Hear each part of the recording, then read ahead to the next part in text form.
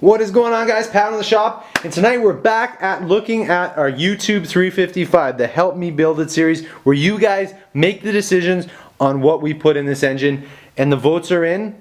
As you can see, here's the answer. Let's take a look. So you guys decided by a pretty good amount of votes that you wanted to go with these Chinese DNA performance cylinder heads that I got off Amazon. You know, at first glance, these are a really nice cylinder head. I'm excited to try them. We're going to probably do a little bit of porting and some more flow testing with them. And I know you guys love the flow test stuff. And I do have more of that coming up. And that's why I've been a little behind on my this video, because I've been working on some stuff that you guys are going to really like.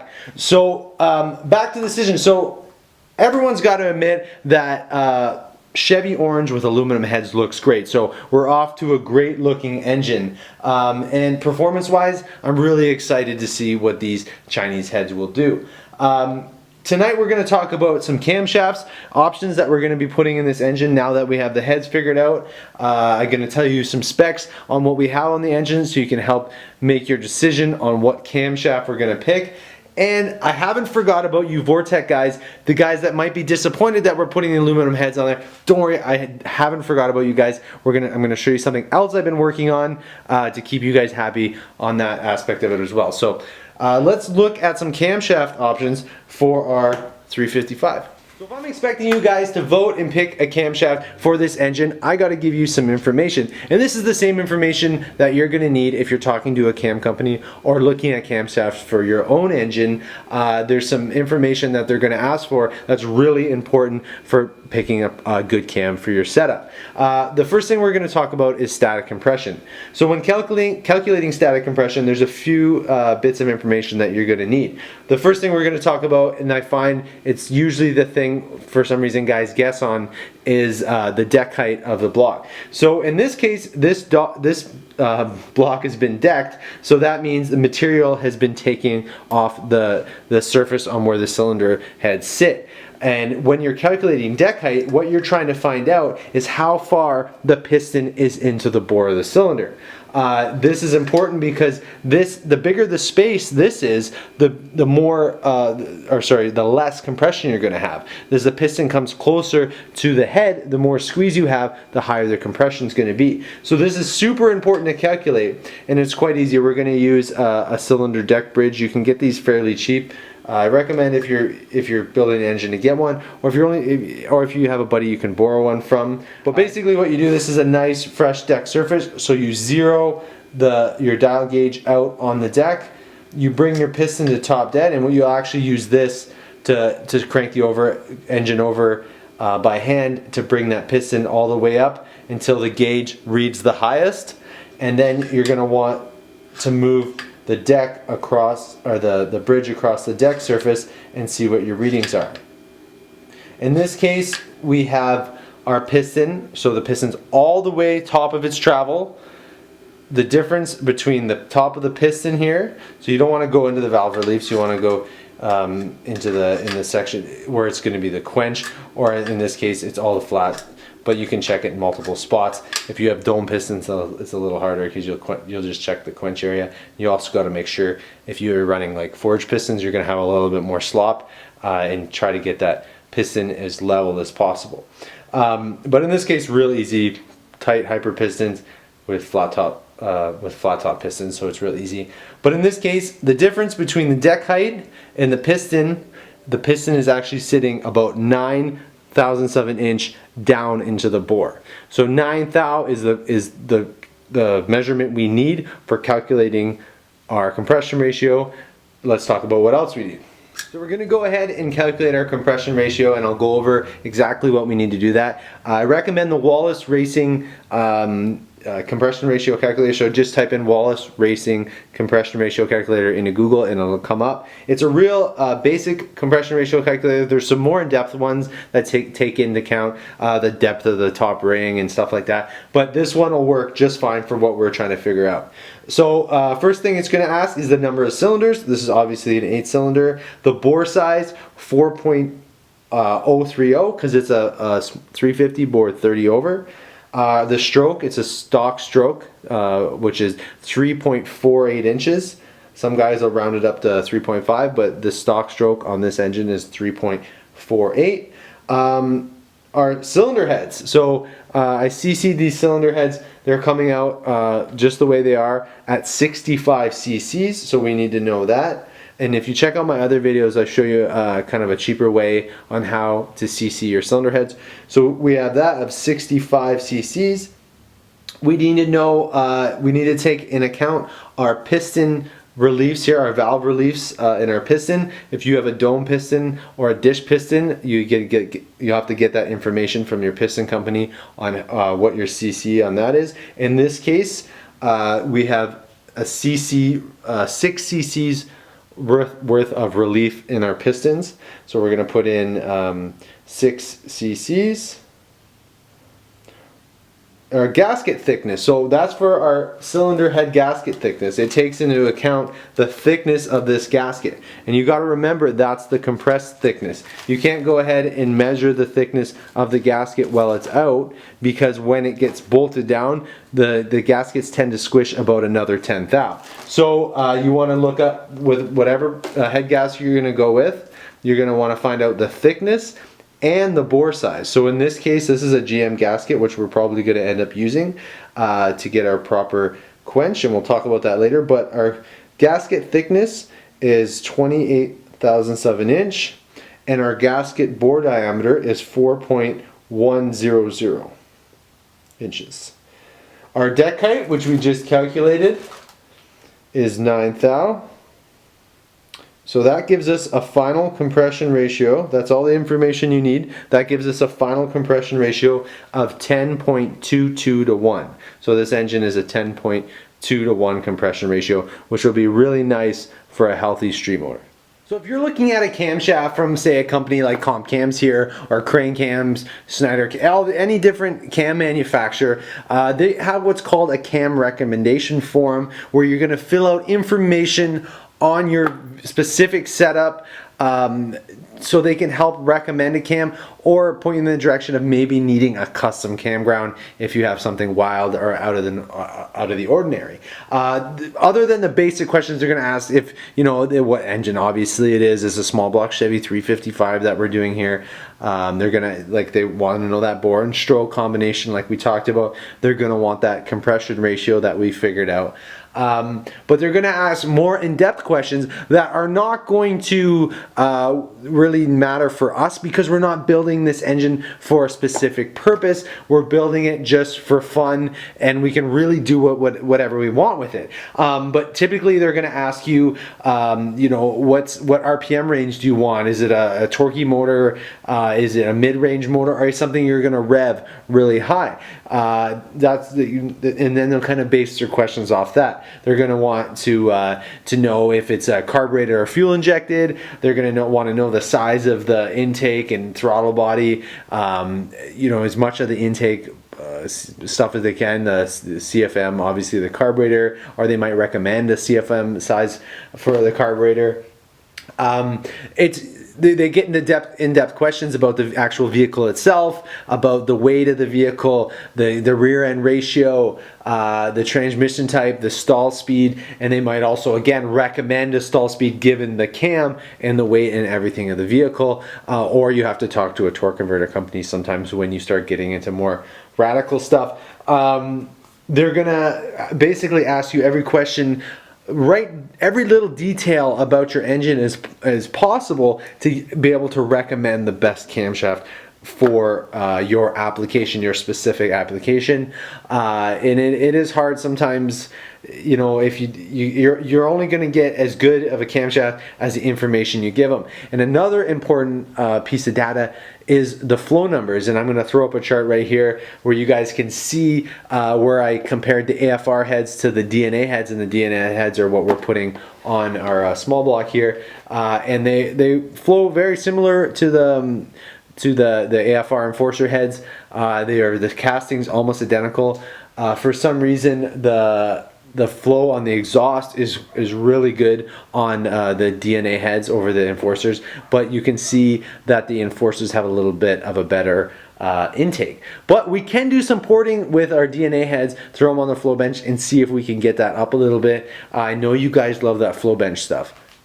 So you may be thinking, well, you know, we have a lot of the information, but we don't have, you know, what intake manifold or anything we're going to use on this application, on this engine. But that's the fun part about what we're doing, because the choices are made by you guys. So it's kind of fun to see what this thing is going to turn out like. And maybe it'll have a mild cam and end up with a single plane intake or something like that. We're gonna have, again, probably 3, maybe 4 intake manifold choices next, once we get the cam and stuff figured out. But that's kind of the fun part. I like to see what this thing's gonna turn into, given the choices by you guys. It could go either way. We're gonna have 3 kind of different cam options. This box is actually just empty, it's just there for show, and I'll talk about that in a second. But we're gonna have 3 cam options available to you guys on what, you know, kind of RPM range and how radical you want to go with this, and then we'll pick the manifolds once we get this all together and figured out. So it's going to be kind of neat what you guys decide, and make sure you vote in the comments below. So let's take a look at the cams. So our first cam up is a cam from Camshaft. This is an XR270 HR 10, which is, you can actually see this cam was actually used in an LT1. That's why it has a little longer dowel on that, so we'll have to trim that down if we're going to pick this cam. This cam has an operating range of about 1600 to 5400. Its duration is 270 on the intake, 276 on the exhaust, and then at 50, 218 and 224. It's got 0.495 lift on the intake and 0.502 on the exhaust on a 110 lobe separation angle. This is actually a decent cam for a lot of mild street small block Chevys. That's a cam I recommend and a cam I've used. It's the highest or the most aggressive cam you can use with like a stock-ish or stock converter if you're running an automatic. It's just an all-around good cam for most street applications. It's not going to make the most power or anything like that. I know some guys that run this cam on boosted applications and it works half decent, but it doesn't have a real high operating RPM range. It starts falling off 54, 5500 RPM. You could rev it out to 6, but it's just a mild cam. But a good mild cam, nothing, you know, decent idle. But it's an option. So like I said, we're going to get more in depth into the different lift and durations and other videos, but this is an option that you might be interested in for your car, so maybe it's something you want to vote on. But let's take a look at what else we got. So this cam is actually kind of cool. This is a cam that I got off of Richard Holdner. If you don't know Richard Holdner, he's a big dyno guy, does a lot of dyno stuff for Hot Rod Magazine. Really cool guy. Dynos and turbos, everything. He's really great. If you haven't checked him out, make sure you check him out. It's a little bit of an aggressive cam, so it probably hasn't. It's a custom ground, so I don't have an advertised RPM range, but the RPM range is probably like 2800 to 65, 6800, something like that. It's got a advertised duration of 280 on the intake, 288 in the exhaust, and 230 and 236 at 50. The intake, the lobe separation angle is a tight 107, so this will have a real lumpy idle to it. It's got the intake lift of 577 and 572 on the exhaust. So this cam will be pushing the limits of stud mounted rocker arms and stuff like that, but it should still be okay if we're on combination. Typically when you start going into an aggressive cam like this, you should really run like shaft mounted rocker arms and such, but I think we'll still be within that limit. Typically I don't like to run more than 550 on a small block and then go to shaft mounted rockers from there. But I think we should be okay if this is the cam you decide to go with. This is a lot more radical cam with that tight lobe separation. You wouldn't really want to run power brakes or anything like that with it, but it will be a really nasty sounding cam at idle, and it would make really good power. So the third and final choice for a camshaft I actually don't have, but it is going to be a roller camshaft and everything just like the other two, but it's a Summit Racing brand camshaft that I've never ran before, so I'd be curious in trying it if that's what you guys decide. It's a Summit Racing part number 8803. It's their stage 4 hydraulic roller camshaft. It's got an advertised duration of 276, 281, and an intake duration of 50 at 224 and 232.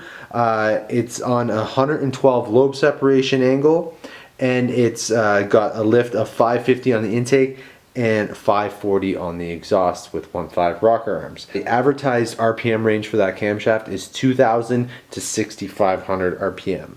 So that would be an interesting camshaft to try as well. You'd have a decent idle with that lobe separation. It'd be a good, probably, you know, mildly good performance camshaft. I would say on the higher end of a street camshaft for the average guy.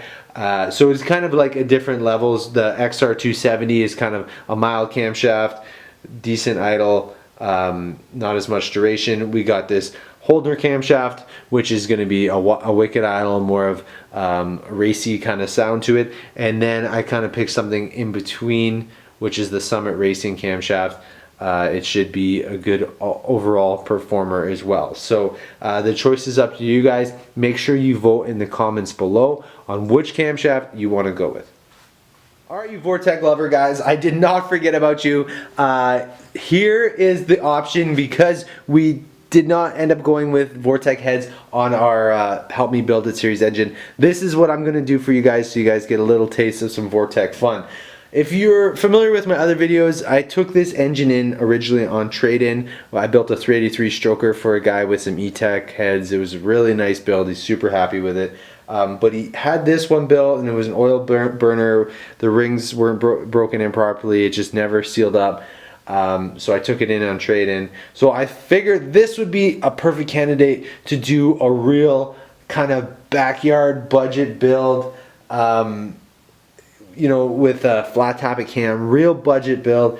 Went up and down the cylinders, took the glaze off them, put a new set of rings, new bearings, cleaned up the pistons a little bit. They were just coated. I didn't even get all of it off, but it'll be perfect for what we're doing. And then we're going to top this thing off with a set of Vortec heads. I think I'm going to end up going with the 20216 Vortex on this combination. I picked a pretty healthy flat tappet cam that we're going to talk about in a more in-depth video. But I just wanted to show you guys that I am putting together a Vortec 355 for you guys, because we didn't end up using the Vortex on our Help Me Build It series. So I didn't want to leave you guys hanging there. It's kind of cool because this is going to be like an extreme budget. Like the block's not decked, but it's got like these old school 11-to-1 pistons and stuff in it. So I'm going to keep everything as cheap as possible, like and see what, and we're going to dyno it and see how much power it makes, and it'd be kind of fun to compare this one against our YouTube 355 with the aluminum heads. So that's what's going on for you guys with the Vortec lovers out there. We're probably going to end up doing some flow testing on Vortec intake on the flow bench, as well as get those 202 Vortex back on the flow bench and see if we can get a little more flow at them as well, because I know you guys love those flow videos. So that's what I have going on. That's why this video has been late to been put out, because I've been trying to collect parts. I don't know about you guys, but it's been brutal trying to get parts right now for different things, different camshafts and stuff. But I got things on the way, I got things in motion, so please make sure to like and subscribe. Don't forget to comment below on which camshaft we want to use in our 355 YouTube build, and I'll do some more videos on this. And I got some cool tech videos coming up about picking camshafts for you guys that are new to looking at camshafts and what everything means, and try to shed some light on it a little bit for you guys. So until the next video, thanks guys.